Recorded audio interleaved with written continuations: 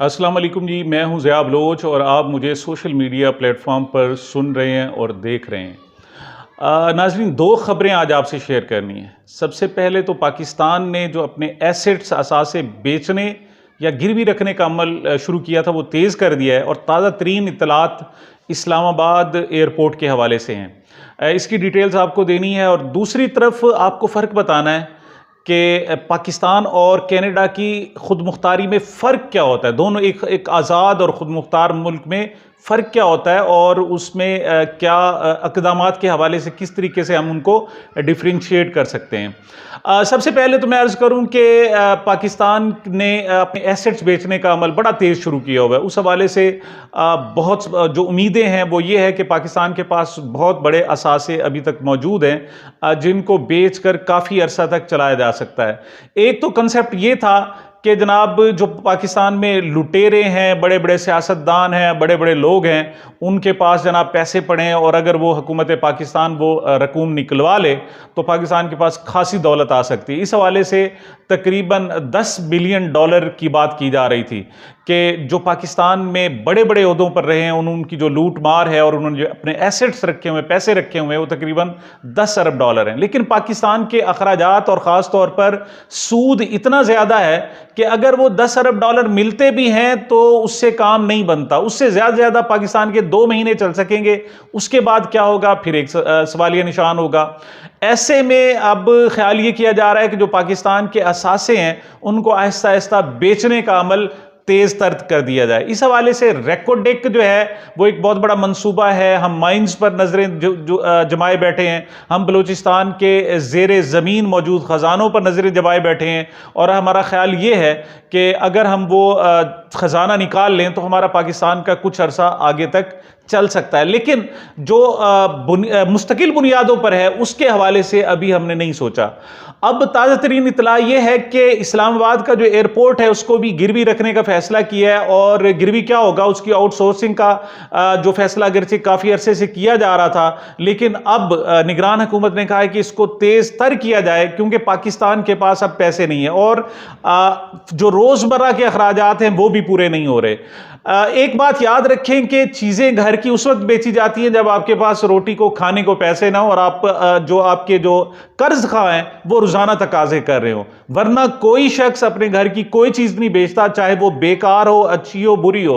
वो तब करेगा जब उसके पास खाने को कुछ नहीं होगा, तो फिर कहेगा चूंकि लोग अब बेइज्जत कर रहे हैं, हमारे पास खाने को कुछ नहीं है, लिहाजा जो कुछ भी बिकता है उसे बेच दो। पाकिस्तान की सूरत हाल भी कुछ इस तरह की है।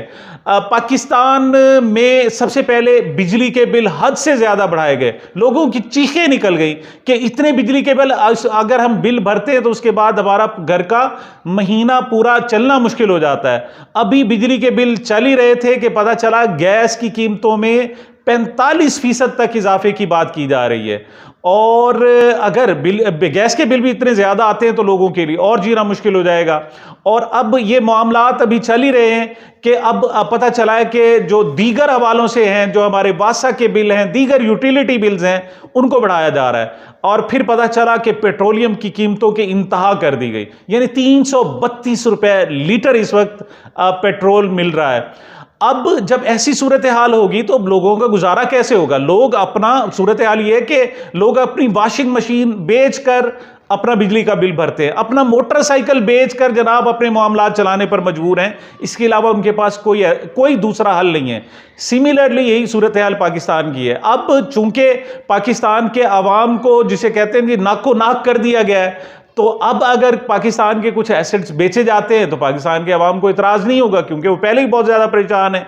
ऐसे में अब इस्लामाबाद एयरपोर्ट को आउटसोर्स करने का फैसला किया गया है और उसके लिए इजलास भी पाकिस्तान में नहीं, यानी ये दो तरफा तमाशा है कि पाकिस्तान की चीजें बेची जा रही हैं और उन बेचने का जो फैसले किए जा रहे हैं वो भी पाकिस्तान में नहीं हो रहे, वो भी बिरून मुल्क जाकर हो रहे हैं। और ताज़ा इतला यह है कि 26 सितंबर को इजलास दुबई में तलब किया गया है जिसमें इस्लामाबाद एयरपोर्ट को आउटसोर्स करने का, यानी 20 साल के लिए गिरवी रखने का फैसला किया जाएगा। उससे उम्मीद की जा सकती है कि हमारे इतने पैसे हमें कम से कम मिल जाएंगे कि हम कुछ अरसे के लिए, चंद माह के लिए अपने आप को आगे ले जा सकेंगे।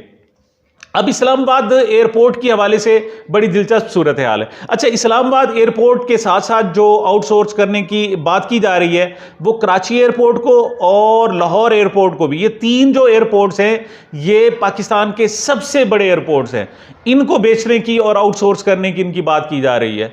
अच्छा, इस्लामाबाद एयरपोर्ट इस वजह से अहम है कि ये दुनिया के जदीद तरीन एयरपोर्ट्स में से एक है, यानी 2020 में, आज से सिर्फ 2-2.5-3 साल पहले ये मुकम्मल हुआ, और जब ये मुकम्मल हुआ तो ये एशियाई दुनिया के चंद बेहतरीन और बड़े एयरपोर्ट्स में इसका शुमार होता है। इंटरनेशनल एयरपोर्ट तो है ही। अच्छा, जब इसकी तामीर मुकम्मल हुई तो उस वक्त सोचा गया कि इसका नाम क्या रखा जाए। अब इस हवाले से मुख्तलिफ नाम थे। एक नाम तो यही था कि इस्लामाबाद एयरपोर्ट रख दिया जाए, दूसरा था कि फातिमा जिन्ना इंटरनेशनल एयरपोर्ट रख दिया जाए, तीसरा था कि बेनज़ीर भुट्टो इंटरनेशनल एयरपोर्ट रख दिया जाए। अब उस वक्त पीपल्स पार्टी का चूंकि इन्फ्लुएंस था तो वो लोग अड़ गए और उन्होंने कहा जी अब इसका नाम सिर्फ और सिर्फ इस्लामाबाद एयरपोर्ट का नाम बेनज़ीर भुट्टो इंटरनेशनल पोर्ट ही रखा जाएगा और कोई नाम तब्दील नहीं करने दिए जाएंगे। बल्कि ऐसा हुआ कि रोजनामा एक्सप्रेस लिखता है कि एक छोटी सी खबर उन्होंने लगा दी कि शी जिनपिंग जो चीन के सदर हैं उनके नाम पर इस एयरपोर्ट को रखा जा रहा है। तो उस वक्त शदीद एहतजाज किया गया पीपल्स पार्टी। उन्होंने कहा जी सवाल ही पैदा नहीं हो सकता, हम पूरा पाकिस्तान जाम कर देंगे, लेकिन इस एयरपोर्ट का नाम जो है वो बेनज़ीर भुट्टो एयरपोर्ट ही रखा जाएगा।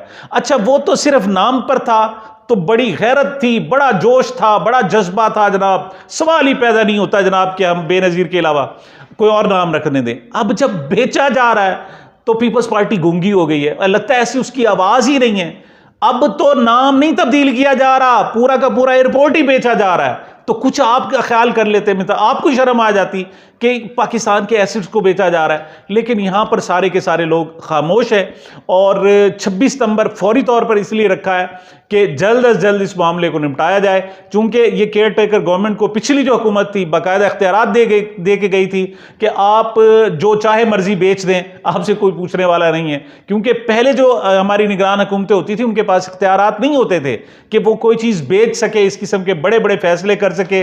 वहां का वजीर आजम अक़वाम मुत्तहिदा के इजलास में शिरकत करे, वहां जाकर खिताब करे, वजीर आला पंजाब 5 साल मंसूबा बनाए कि 5 साल के लिए जनाब मंसूबा बनाओ। वो तो 20 दिन के लिए यानी 60 दिन के लिए खुद आते थे, उनको क्या हद था कि 5 साल का मंसूबा बनाए। लेकिन यहां पर ना सिर्फ 5 साल के मंसूबे बनाए जा रहे हैं बल्कि चीजों को लूट सेल लगाई हुई है। वो OLX पे कहते हैं ना जी चल बेच दे, यहां भी सूरत हाल है। जो चीज नजर आती है लगता है जी चल, आवाज आती है चल बेच दे, और पता चलता है जी अगले दिन उसके सौदे हो रहे हैं। जो ताजा सौदा इस्लामाबाद बेनज़ीर इंटरनेशनल एयरपोर्ट का है, देखते हैं उसके कितने पैसे मिलते हैं और पाकिस्तानियों को उस हवाले से क्या वसूल होता है। अगली हम बात करते हैं जनाब कि कनाडा और पाकिस्तान की खुद मुख्तारी में फ़र्क क्या होता है, एक खुद मुख्तार मुल्क किस किस्म का होता है। कल एक इतला आई थी कि कनाडा के वज़ीर आज़म जस्टिन ट्रूडो ने खुद आकर ऐलान किया कि 18 जून को कनाडा में जो एक सिख सरदार कत्ल हुए थे उनका नाम प्रदीप सिंह नज्जर था। वो कहते हैं जी, अब उन्होंने तहकीकात की है कि जून से देखें, जून जुलाई अगस्त सितंबर यानी 3 महीने तकरीबन हो गए हैं, 3 महीने और 4-5 दिन।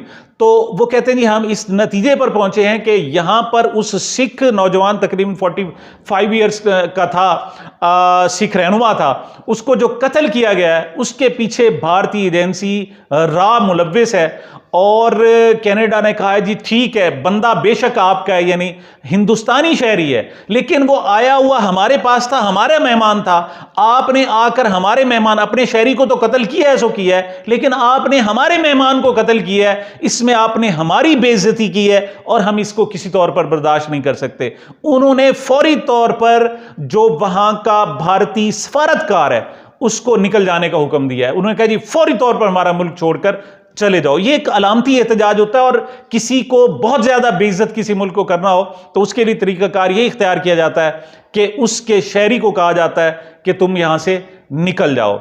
लेकिन मैं थोड़ा सा आपको याद, अब ये इंटरनेशनल साहब पूरा का पूरा एक मामला और जिसे कहते हैं मुद्दा बना हुआ है जनाब, मसला बना हुआ है जनाब, और पूरी दुनिया में इसको डिस्कस किया जा रहा है।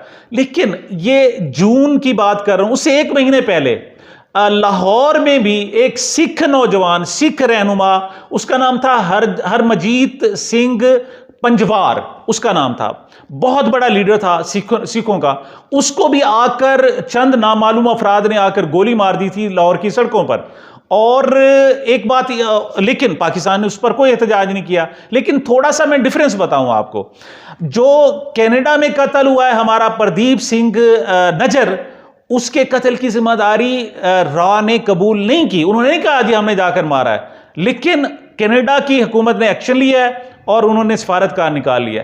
लेकिन लाहौर में जो हरमजीत सिंह पंजवार कत्ल हुआ था, उस हवाले से तो बाकायदा हिंदुस्तान ने क्लेम कर दिया था। उन्होंने कहा जी हमने मारा है जी लाहौर में, हमारा वो चूंकि दुश्मन था, वो यहाँ चूंकि सिख तहरीक का जनाब एक्टिविस्ट था, वो यहाँ पर अलहदा मुल्क की जनाब जिद्दोजहद कर रहे हैं, तो लिहाजा हमने जाकर मारा है। यानी वो हमें शर्मिंदा सिर्फ कोई ढकी छुकी बात नहीं है, बल्कि वो खुद एलानिया कह रहे हैं जी हमने लाहौर जाकर मारा है। और हम इस काबिल नहीं है कि हम एहतजाज कर सकें। ठीक है सिख है, लेकिन वो पाकिस्तान में मौजूद था, और आपको किसने हक दिया है कि आप आकर पाकिस्तान में किसी शख्स को मारो? ये होता है बुनियादी फर्क एक आज़ाद कौम का और दूसरी तरफ ज़हनी गुलाम कौम का। हम बेशक ज़ाहिरी तौर पर आज़ाद होंगे, लेकिन ज़हनी तौर पर हम गुलाम हैं। हम ना किसी के खिलाफ एहतजाज कर सकते हैं, हम किसी के खिलाफ बात भी नहीं कर सकते। हम तो किसी भारतीय सफारतकार को ही नहीं कह सकते कि तुम छोड़कर चले जाओ। वो क्लेम करते रहते हैं हमने ये मार दिया, ये मार दिया,